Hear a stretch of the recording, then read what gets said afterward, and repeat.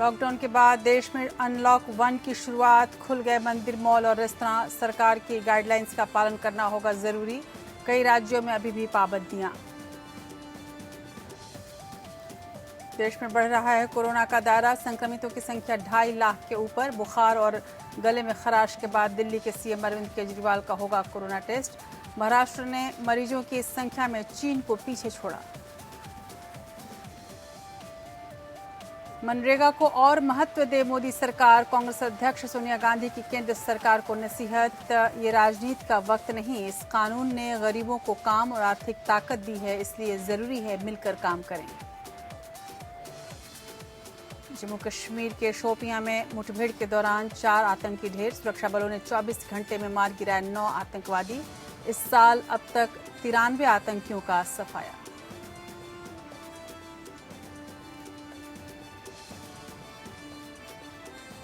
और एलएसी पर जारी तनाव के बीच बढ़ी चीनी हेलीकॉप्टरों की हलचल। एयरबेस पर नजर बनाए हुए है भारत। गृह राज्य मंत्री किशन रेड्डी ने ट्वीट किया लद्दाख में भारतीय सेना के पराक्रम का वीडियो।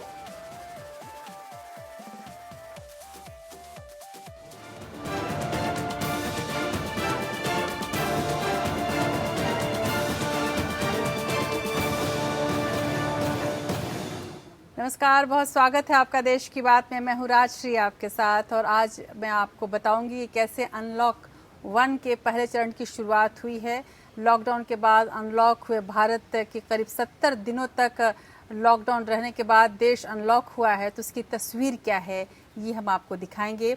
तमाम धर्मस्थल, मॉल्स और रेस्तरां को खोलने की इजाज़त तो मिली है, लेकिन शर्तें क्या हैं ये भी हम आपको बताएंगे। और कौन ऐसे लोग हैं जो घर से बाहर निकल सकते हैं, कौन ऐसे हैं जिन्हें अभी भी घर में रहना होगा, ये भी हम आपको दिखाएंगे।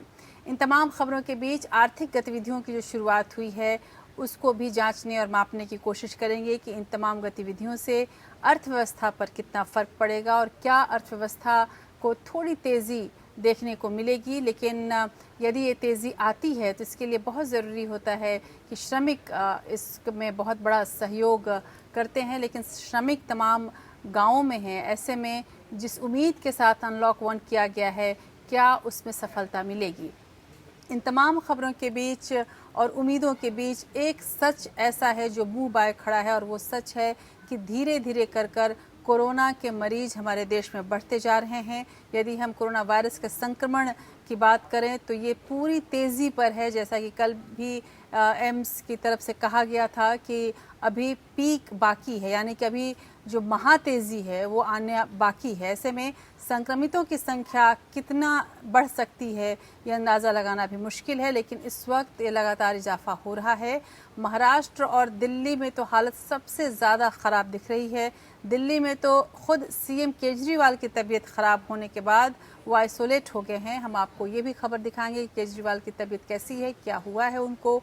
और इन सब के बीच हम आपको ये बता दें कि कल सुबह केजरीवाल का जब कोरोना टेस्ट करने की बात कही जा रही है। महाराष्ट्र की यदि हम बात करें तो महाराष्ट्र जो है वो संक्रमितों की संख्या में चीन से भी आगे निकल चुका है और ये चिंता की बात है। और ऐसे में महाराष्ट्र ने किस तरह से अनलॉक 1 को देखा है, समझा है, ये भी हम आपको दिखाने की कोशिश करेंगे। इस बीच चौंकाने वाली खबरें भी आ रही हैं। सीमा पार यानी पाकिस्तान से आई है एक बड़ी खबर। पाकिस्तान के मशहूर अंग्रेजी अखबार द डॉन के संपादक फहद हुसैन ने कोरोना से लड़ाई में यूपी की तारीफ की है और इसके बहाने इमरान सरकार को जमकर कोसा भी है। तो ये तारीफ क्यों की है फहद ने, हम आपको ये भी दिखाएंगे। लेकिन अब अगर हम अपने घर की बात करें तो यहाँ पर सरकार के तमाम कामों की तारीफ करना थोड़ा मुश्किल लग रहा है, खासकर विपक्ष को। लेकिन इस बीच सोनिया गांधी ने ये कहा है कि मनरेगा योजना को अच्छी तरीके से लागू करने की ज़रूरत है और ये एक ऐसी योजना रही है जो गरीबों को उनका हक दिलाती आई है। ऐसे में सरकार को चाहिए कि तमाम सियासत को भूलकर मनरेगा के माध्यम से मजदूरों को ज़्यादा से ज़्यादा काम दिया जाए। सोनिया ने कहा कि जिस योजना को मौजूदा सरकार ने खारिज किया है वही योजना कोरोना संकट में प्रवासी मजदूरों को रोजगार देने के काम आ रही है। और ये खुशी की बात है कि लाखों की संख्या में प्रवासी श्रमिक मनरेगा के तहत काम पाकर घर चला रहे हैं। तो ये सोनिया गांधी के इस बयान को भी देखेंगे और ये भी इस बहाने समझने की कोशिश करेंगे कि क्या विपक्ष का हर कदम आलोचना के लायक ही होता है या पक्ष का भी हर कदम आलोचना के लायक ही होता है, और क्या इस दौर में पक्ष और विपक्ष एक दूसरे को धनात्मक चीज़ों पर एक दूसरे को सहयोग कर रहे हैं या नहीं, और अगर नहीं तो ये भेद कहाँ पर है, ये भी समझने की कोशिश हम करेंगे। उधर राज्यसभा चुनाव को लेकर राजनीति पूरे चरम पर है। गुजरात में 8 विधायक होने के बाद भी जहां कांग्रेस 2 सीटें जीतने का दावा कर रही है, वहीं कर्नाटक में पार्टी ने 1 सीट पर जेडीएस के मुखिया एच डी देवेगौड़ा को समर्थन देने का ऐलान किया है। तो अब राज्यसभा की यदि स्थिति की हम बात करें तो इस खबर के बहाने हम आपको दिखाएंगे कि राज्यसभा में किस दल की क्या स्थिति आने वाले भविष्य में बन सकती है और उससे क्या फ़ायदा होगा सत्ता पक्ष को, ये भी हम आपके सामने रखेंगे। इसी बीच बड़ी खबर जम्मू कश्मीर से आई, जहां सुरक्षा बलों ने आतंकियों का हौसला तोड़ कर रख दिया है। सुरक्षा बलों की ओर से घाटी में आतंकियों के सफाई का अभियान बहुत तेजी से जारी है। रविवार को 5 आतंकियों के सफाई के बाद सोमवार को भी सुरक्षा बलों ने 4 आतंकवादियों को मार गिराया है। एक बड़ी खबर है और इस बहाने से वहां के हालात पर भी हम नज़र बनाए हुए हैं और ये भी खबर आपके सामने हम रखेंगे। उधर भारत पाकिस्तान के आतंकी मंसूबों पर जिस तरह से पानी फेर रहा है, लेकिन चालबाज चीन है वो अपनी हरकतों से बाज नहीं आ रहा है। एक बार फिर से चीन ने नई हरकतें की हैं जिससे कि भारत पर दबाव बनाया जा सके, और इसी नियत से चीन एलएसी के नज़दीक तमाम सैन्य गतिविधियों को अंजाम दे रहा है। चीन की मीडिया पुराने युद्धाभ्यास की वीडियो जारी कर रही है, तो जवाब में भारत ने भी दम दिखाया है। ये दम किस तरह से भारत ने दिखाया है हम आपको ये भी दिखाएंगे, और चीन की साजिश का पूरा खुलासा आज आप देश की बात में देखेंगे। और इन तमाम खबरों के अलावा हम बात करेंगे अमेरिका की, जिस वक्त सबसे बड़ी मुश्किल में है। एक और जहां कोरोना कहर बनकर अमेरिका पर टूटा है, वहीं अश्वेत अमेरिकी जॉर्ज फ्लॉयड की मौत के बाद भड़की हिंसा भी थमने का नाम नहीं ले रही है। और एक रिपोर्ट के अनुसार जो कि CNN ने दिखाई, उसके अनुसार अमेरिका में इस वक्त सबसे ज़्यादा लोगों को या तो जेल में भरा गया है या उन्हें मारा गया है। यदि तमाम अन्य विकसित देशों से अमेरिका की तुलना करें तो अमेरिका सबसे निचले स्तर पर है, जो कि अपने आप में अमेरिका के लिए एक शर्मिंदगी होनी चाहिए। तो अमेरिका से जुड़ी खबर भी होगी आपके पास। और हम आपको बता दें कि ब्राज़ील और ब्रिटेन में भी इन तमाम प्रदर्शनों का आँच जो है वो आग जो है पहुँचने लगी है। इसके अलावा भी देश की बात में आज हम बात करेंगे कुछ ऐतिहासिक महत्व की घटनाओं की भी, और याद करेंगे ऐसे सितारों को भी जो हमारे लिए बेहद बहुत ही अहम होते हैं। तो चलिए शुरू करते हैं देश की बात के इस नए सफ़र को।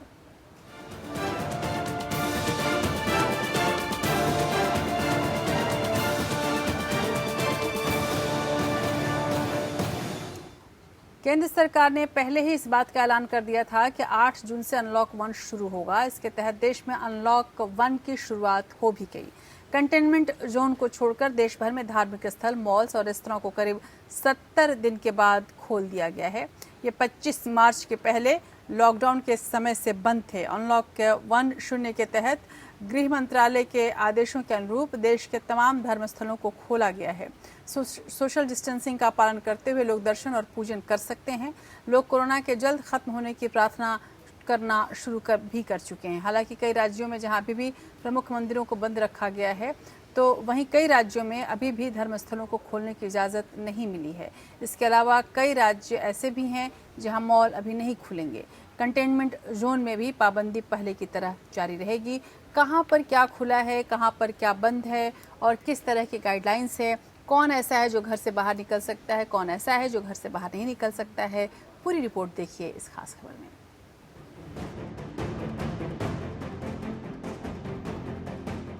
साठ से भी ज्यादा दिनों के लॉकडाउन के बाद श्रद्धालु एक बार फिर धार्मिक स्थलों पर दर्शन पूजन के लिए पहुंच रहे हैं।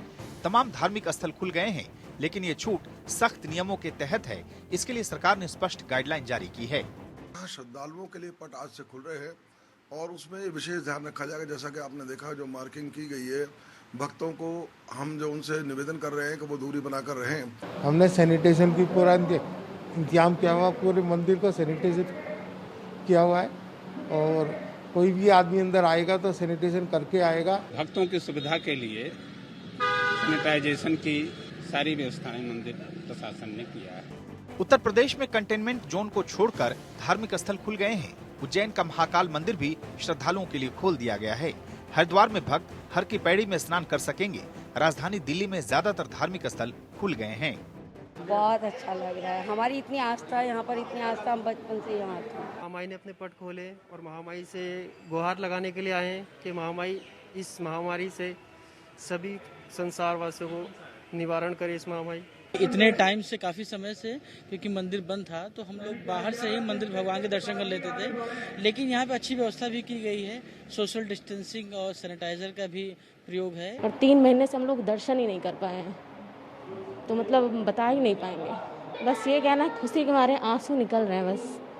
हालांकि कई राज्य ऐसे भी हैं जहां न तो मॉल्स खोले गए हैं और न ही धार्मिक स्थल। महाराष्ट्र में अभी भी पाबंदी जारी है। राजस्थान में भी धार्मिक स्थल नहीं खोले जा रहे हैं, लेकिन होटल, रेस्तरां और मॉल खोल दिया गया है। इसी तरह यूपी के गाजियाबाद में फिलहाल मॉल नहीं खुलेंगे। झारखंड में भी मॉल, रेस्तरां और धार्मिक स्थल बंद रहेंगे।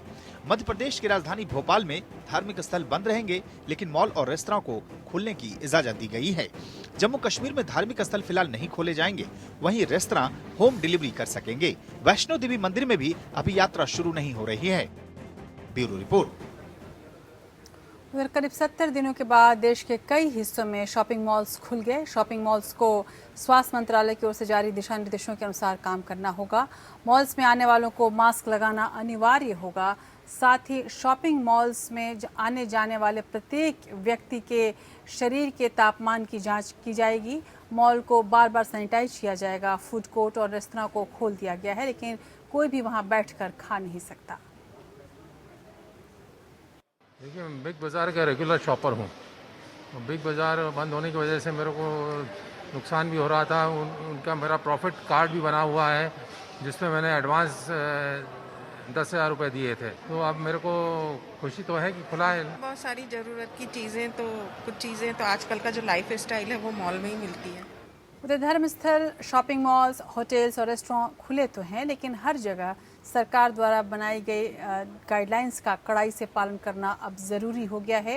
यानी लॉकडाउन के बाद आपको घूमने, खाने पीने और पूजा करने की छूट तो मिली है, लेकिन कड़ी शर्तों के साथ, ताकि कोरोना के संक्रमण को बढ़ने से रोका जा सके। इसके लिए दिशा निर्देशों का पालन करना निहायत ही ज़रूरी होगा। और ये दिशा निर्देश क्या क्या होंगे, कौन से ऐसे लोग हैं जिनको इन सभी जगहों पर जाने की इजाज़त होगी, ये ज़रूर आप जानना चाहेंगे। देखिए ये खबर।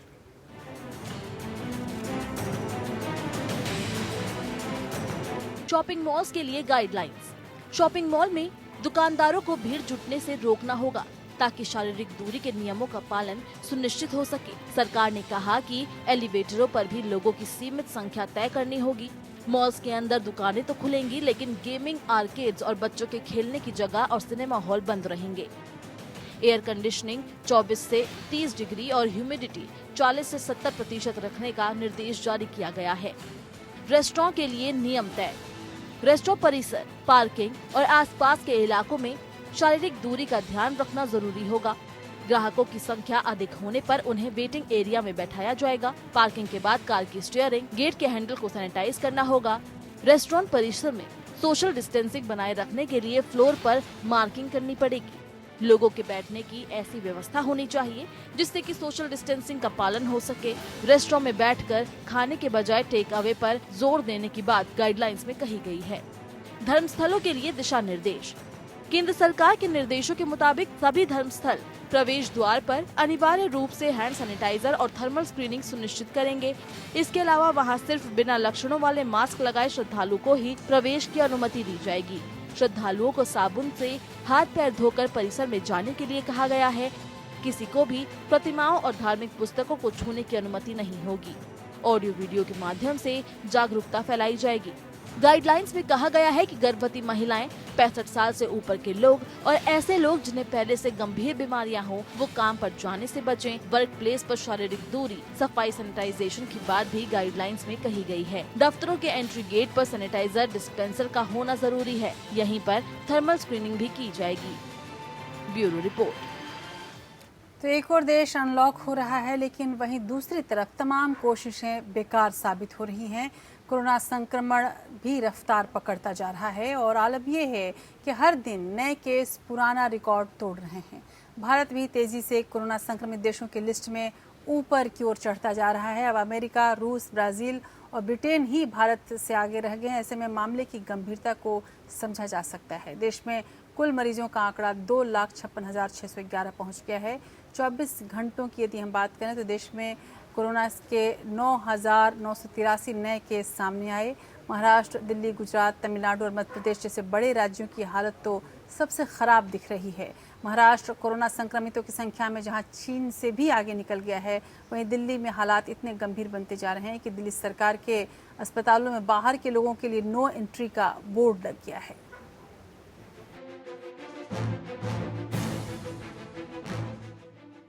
जिसका डर था वो सच साबित होने लगा है। कोरोना का ग्राफ अब डराने लगा है।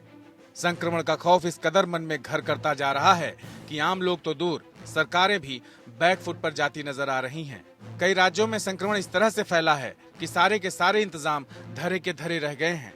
कोरोना से सबसे अधिक प्रभावित महाराष्ट्र में संक्रमितों की संख्या 86,000 के करीब पहुंच गई है। इस मामले में महाराष्ट्र अब चीन से भी आगे निकल गया है, जहां 83,043 केस हैं।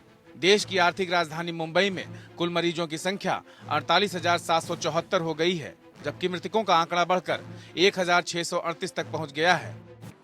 दिल्ली और मुंबई सबसे ज़्यादा, क्योंकि दो महानगर हैं और जहाँ पर विदेशों से सारे जो फ्लाइट्स आई थी दिल्ली में आई थी ज़्यादातर, और जिसकी वजह देखो हिंदुस्तान में तो कोरोना स्टार्ट हुआ नहीं था, और जो बाहर से लोग आए उस टाइम पे केंद्र सरकार अगर ध्यान रखती है, फ्लाइट्स को बंद कर देती है, शायद इतना नहीं फैलता। दिल्ली के अंदर कोरोना काफ़ी लेवल पे बढ़ चुका है और आप देख रहे हैं पिछले कुछ दिनों से 1000 से भी ज़्यादा केस प्रतिदिन आ रहे हैं। 1200, 1400, 1500 केसेज आ रहे हैं। दिल्ली में भी हालात बदतर होते जा रहे हैं। अरविंद केजरीवाल ने अपने तहत आने वाले सरकारी अस्पतालों के साथ साथ निजी अस्पतालों के दरवाजे बाहरियों के लिए पूरी तरह बंद कर दिए हैं। सरकार के इस फैसले ने इंसानों की कोरोना की दीवार खड़ी कर दी है। अपने पसीने से दिल्ली को सींच कर दिल्ली बनाने वाले प्रवासी, जिनके पास यहाँ का न राशन कार्ड है न कोई ID कार्ड, पहली बार ये सोचने पर मजबूर हुआ है कि अगर वो बीमार हुआ तो कहाँ जाएगा।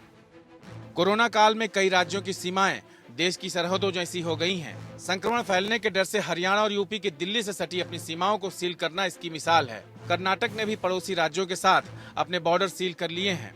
कई जगहों पर सड़कों पर गड्ढे खोद दिए गए हैं, तो कहीं सड़क पर रातों रात दीवार खड़ी कर दी गई।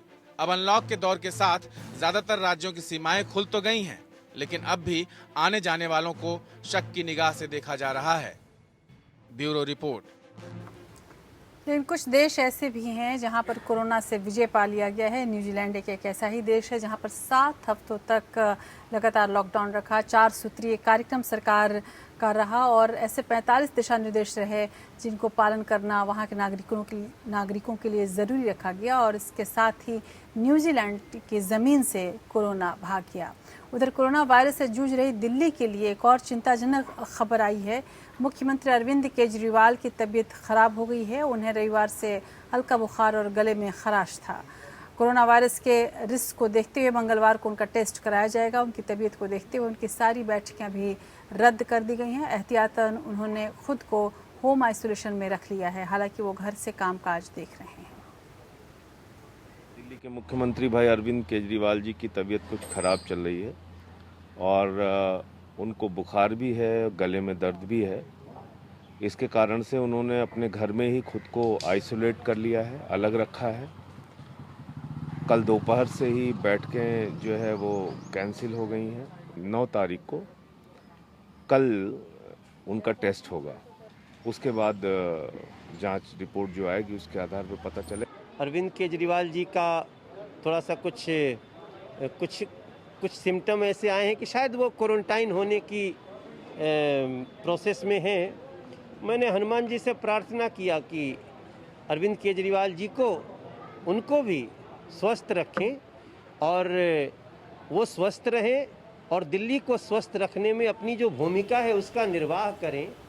उधर महाराष्ट्र और दिल्ली में कोरोना की तेजी ने लोगों में डर पैदा कर दिया है। वहीं देश के सबसे ज़्यादा आबादी वाले राज्य उत्तर प्रदेश में भी कोरोना का संक्रमण तेजी से फैल रहा है, लेकिन वहां फिलहाल हालात उतने बेकाबू नहीं दिख रहे जितने कि महाराष्ट्र में हैं। कोरोना को कंट्रोल करने में यूपी की तारीफ भी हुई है। ये तारीफ ऐसे मुल्क से आई है जहां से तारीफ सुनने की आदत अमूमन किसी भारतवासी को नहीं है। पाकिस्तानी अखबार डॉन के संपादक ने कोरोना संक्रमण को रोकने में यूपी की मिसाल दी है। यूपी की तारीफ करते हुए डॉन के संपादक ने इमरान सरकार को भी घेरा है।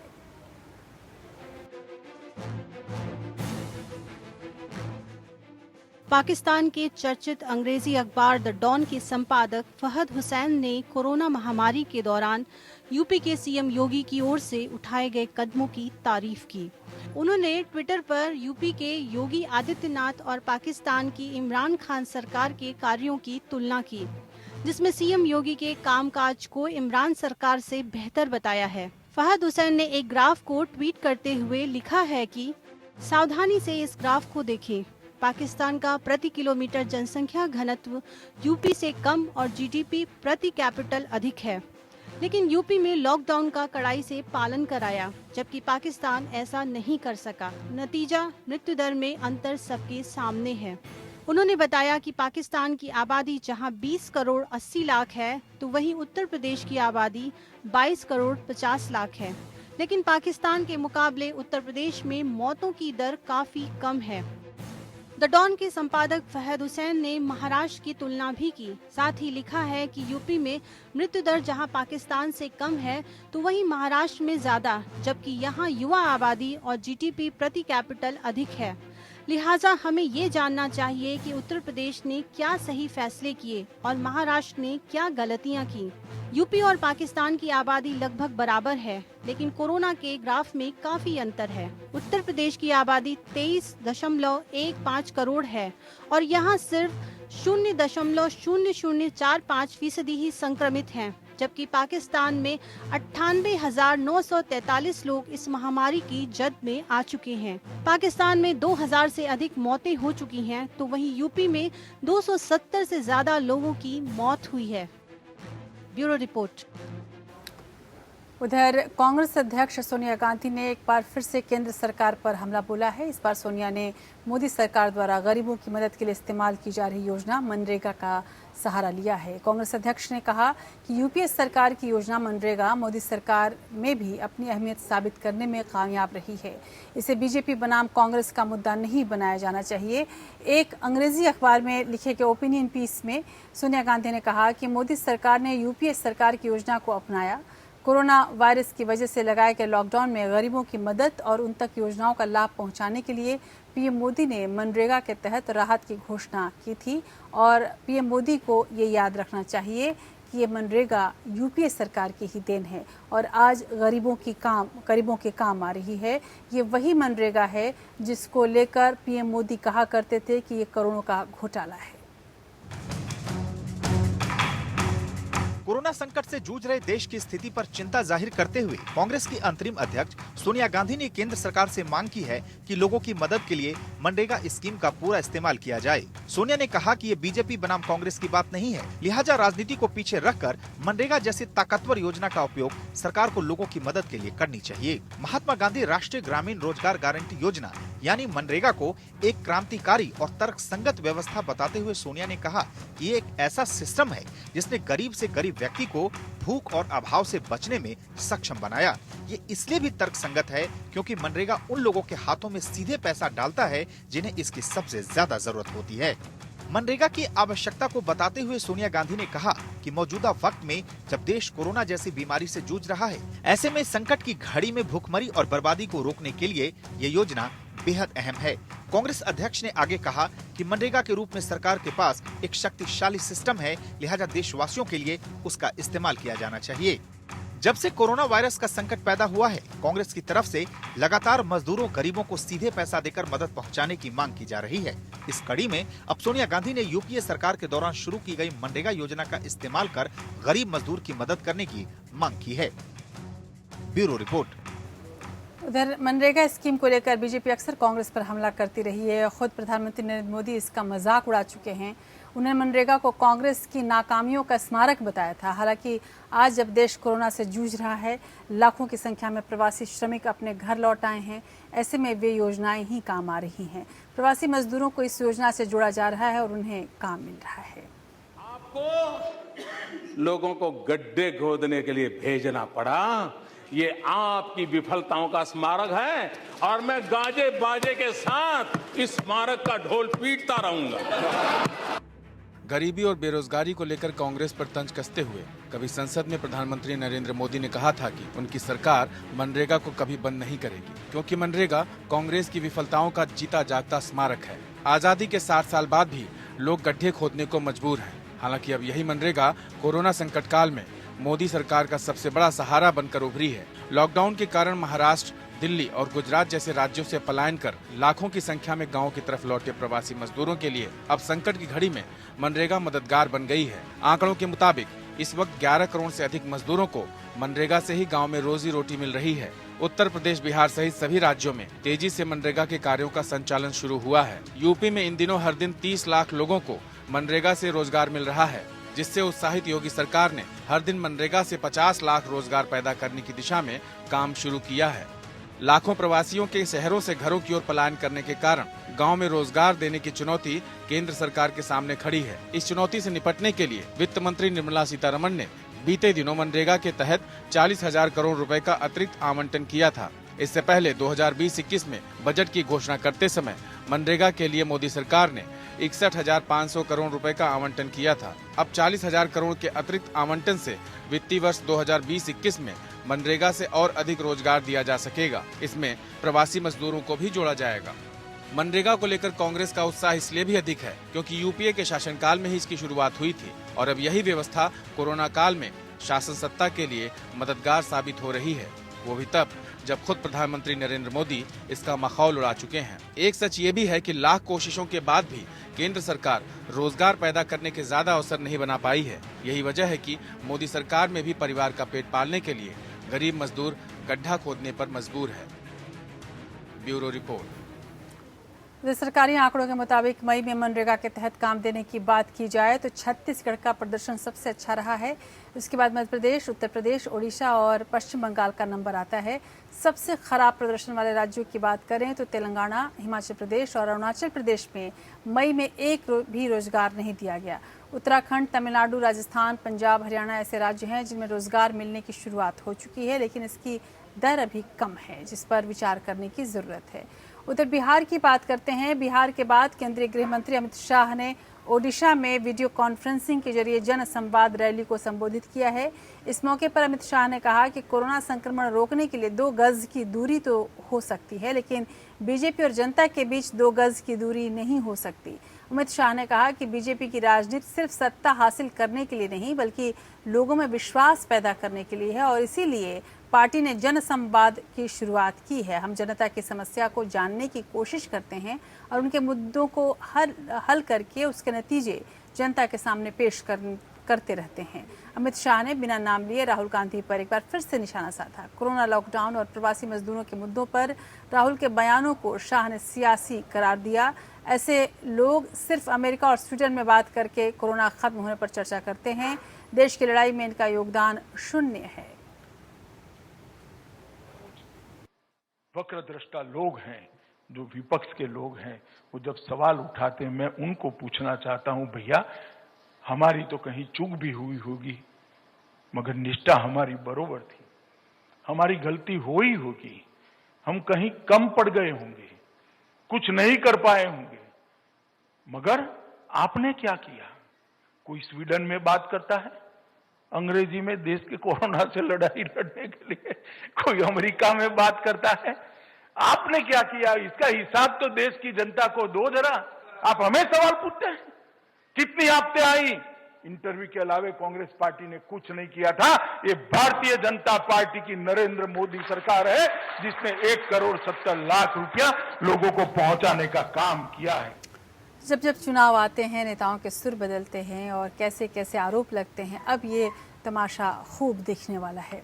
उधर राज्यसभा चुनाव को लेकर जोड़ तोड़ की गुणागणित भी शुरू हो चुकी है। बीजेपी और कांग्रेस में लड़ाई उच्च सदन में संख्या बल बढ़ाने को लेकर है, फिर चाहे वो सीट खुद की हो या फिर सहयोगियों की सीटों को लेकर हर उस राज्य में माथापच्ची हो रही है जहां पर चुनाव होने वाले हैं। उन राज्यों में उठापटक शुरू हो गई है।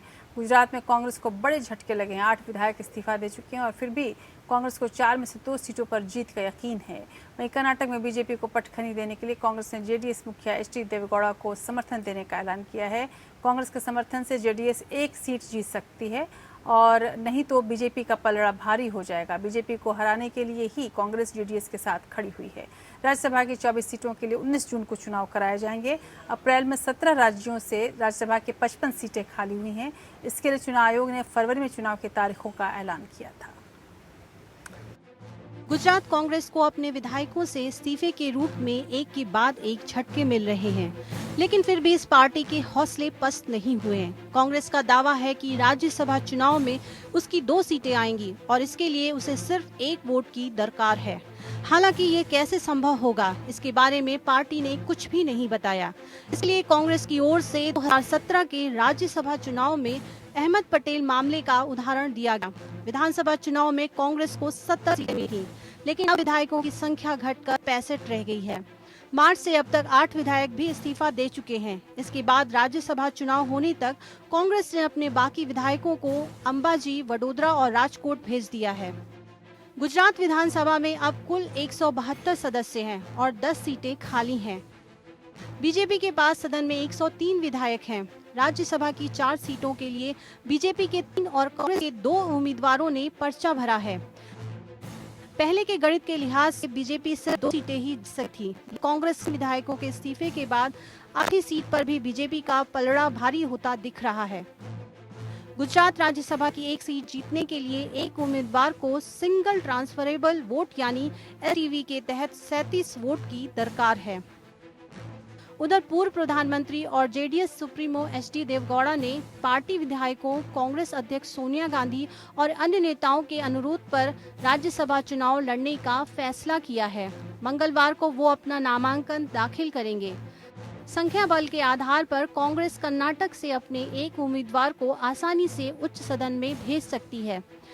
इसके लिए वो दिग्गज नेता मल्लिका अर्जुन खड़गे के नाम की घोषणा भी कर चुकी है। खड़गे के समर्थन में वोट देने के बावजूद कांग्रेस के पास 14 अतिरिक्त विधायकों के वोट बचेंगे। इन वोटों का इस्तेमाल कांग्रेस प्रतिद्वंदी बीजेपी को रोकने के लिए देवेगौड़ा का समर्थन करने में लगाएगी। Bureau report. और एक बार फिर से स्वागत है आपका देश की बात में। सीधे लिए चलते जम्मू कश्मीर। जम्मू कश्मीर में सुरक्षा बलों ने आतंकियों का सफाया करने की ठान ली है। सुरक्षा बलों की ओर से घाटी में आतंकियों के सफाई का अभियान पूरे जोर शोर से जारी है। बीते 1 हफ्ते में 15 आतंकियों को मार गिराया गया है। मारे गए आतंकियों में अधिकतर आतंकियों का संबंध आतंकी संगठन हिजबुल मुजाहिदीन से था। जम्मू कश्मीर के शोपियां जिले में आज एक बार फिर से सुरक्षा बलों ने 4 आतंकियों को ढेर कर दिया, जबकि रविवार को भी शोपियां में 5 आतंकवादी मारे गए थे।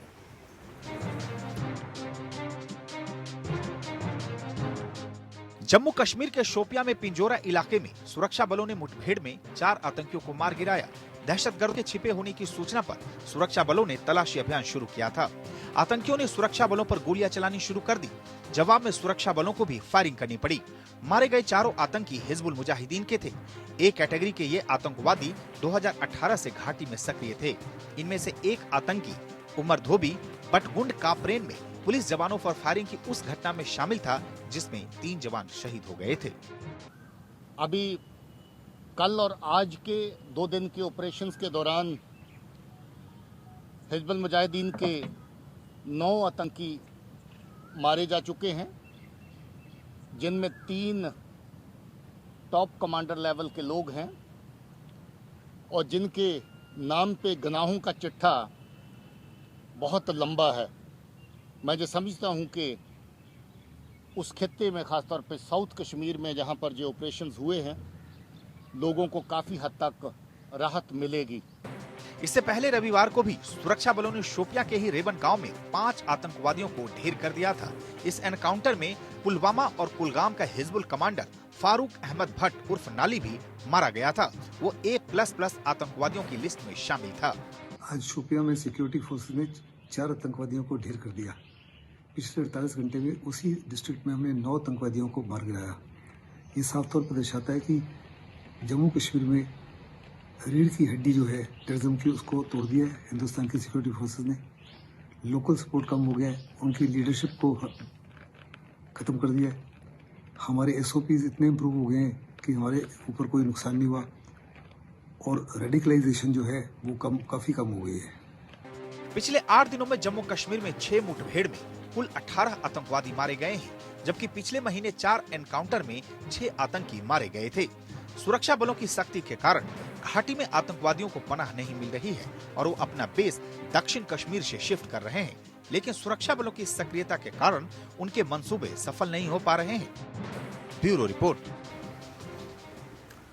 और अब बात करते हैं चीन की। एक बार फिर से चीन वही कर रहा है जिसके लिए वो कुख्यात है। ड्रैगन एक मुंह से शांति की बातें करता है तो दूसरी तरफ युद्ध की फुंकार छोड़कर दबाव बनाने की कोशिश करता है।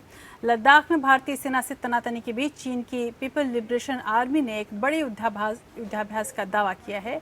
चीन की सरकारी मीडिया इस युद्धाभ्यास की तस्वीरें और वीडियो जारी करके प्रोपेगेंडा फैला रही है। इस बीच रक्षा विशेषज्ञों ने चीन के इस कदम को दबाव बनाने की रणनीति करार दिया है। उनका कहना है कि भारत को भी इसी तरह चीन के दिमाग से खेलना चाहिए।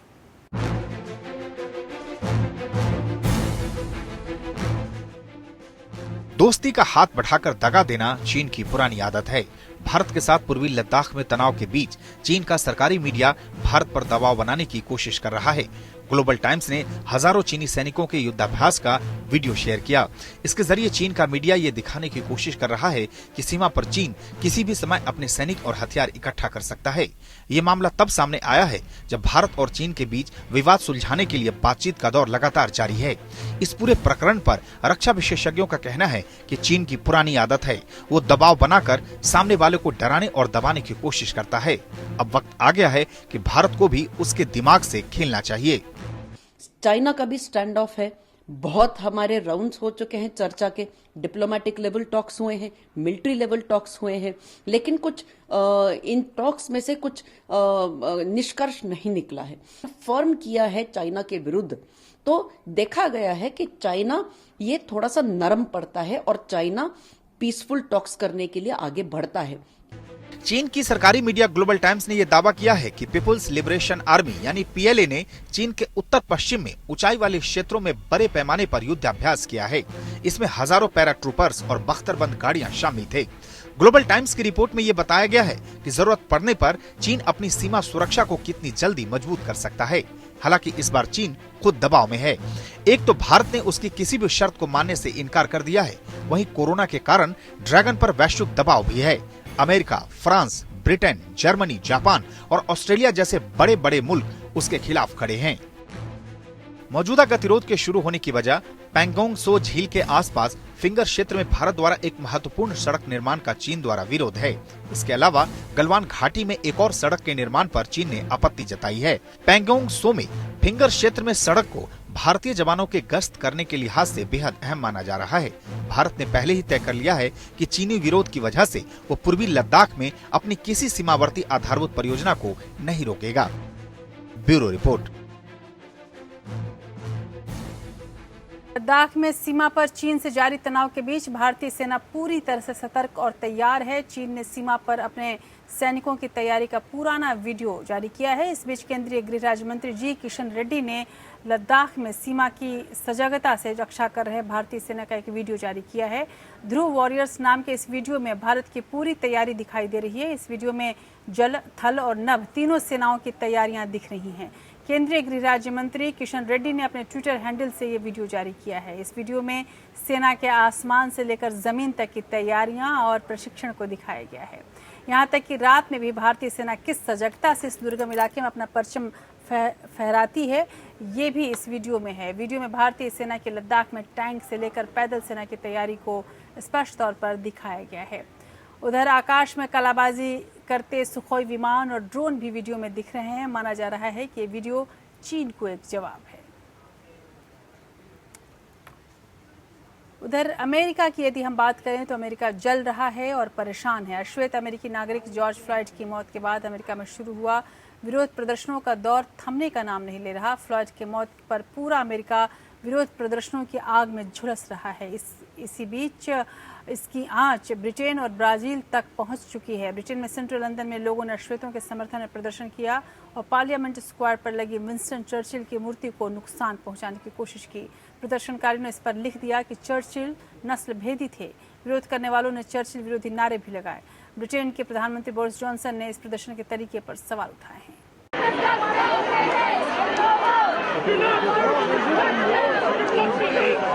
भारी विरोध के बाद अमेरिकी राष्ट्रपति डोनाल्ड ट्रंप ने नेशनल गार्ड को राजधानी वॉशिंगटन से वापस जाने का आदेश दिया। हालांकि सैन्य बलों को हटाए जाने के फैसले के बावजूद प्रदर्शन जारी रहा, लेकिन ये प्रदर्शन अब हिंसात्मक की जगह शांतिपूर्ण है। अमेरिकी अश्वेत नागरिक जॉर्ज फ्लॉयड की पुलिस हिरासत में मौत के बाद वॉशिंगटन डीसी में जबरदस्त हिंसक प्रदर्शन हो रहे हैं। ट्रंप ने हिंसक प्रदर्शन को देखते हुए भारी संख्या में सैन्य बल के जवान उतारे थे। राष्ट्रपति के इस फैसले की काफी आलोचना भी हुई थी। व्हाइट हाउस के अंदर भी इसका विरोध हुआ। ट्रंप के फैसले को लेकर पेंटागन और व्हाइट हाउस के बीच ही मतभेद पैदा हो गए थे। सेना के हटाए जाने के बाद वॉशिंगटन में अब तक का सबसे बड़ा विरोध प्रदर्शन हुआ। हजारों की तादाद में लोग राजधानी की सड़कों पर इकट्ठा हुए और प्रदर्शनकारियों ने व्हाइट हाउस के पास शांतिपूर्ण रैली निकाली। देखा जाए तो अमेरिका में हिंसक प्रदर्शनकारियों पर सैन्य कार्रवाई को लेकर राष्ट्रपति डोनाल्ड ट्रंप अलग थलग पड़ गए हैं। इस सैन्य कार्रवाई के खिलाफ अमेरिकी रक्षा विभाग के सलाहकार जेम्स जूनियर मिलर ने इस्तीफा दे दिया। सैन्य बलों के इस्तेमाल को लेकर अमेरिका में एक नई बहस छिड़ गई है। राष्ट्रपति ट्रंप के इस दृष्टिकोण को लेकर नाराजगी और बेचैनी साफ तौर से देखने को मिल रही है। आलोचकों का कहना है कि अमेरिकी सेना का राजनीतिक उपकरण के रूप में प्रयोग नहीं किया जाना चाहिए। उधर अश्वेत जॉर्ज फ्लॉयड की अमेरिका में हुई मौत के विरोध में दुनिया भर में प्रदर्शन हो रहे हैं। सेंट्रल लंदन में लोगों ने अश्वेतों के समर्थन में प्रदर्शन किया। इस दौरान उनकी पुलिस से झड़प भी हो गई। इसके बाद लंदन के वेस्टमिंस्टर डिस्ट्रिक्ट में कर्फ्यू लागू कर दिया गया। ब्रिटेन के प्रधानमंत्री बोरिस जॉनसन ने इस प्रदर्शन के तरीके पर सवाल उठाए हैं। उन्होंने कहा, जो भी हिंसा के लिए जिम्मेदार हैं, उन पर कार्रवाई होगी। Bureau report. और अब बात करते हैं आज के दिन के ऐतिहासिक महत्व की।